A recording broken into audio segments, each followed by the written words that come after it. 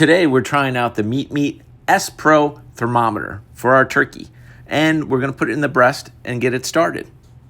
We have moved Mr. Turkey onto his final resting place where he will sit for the next few hours. Check out the new probe. And the smoke starts. Let's get this thing going. We'll check the temperature in a few minutes. We just buttered it with our custom butter with the serrano peppers and garlic. So we're going to put them back in there for a little bit more. Things are going well.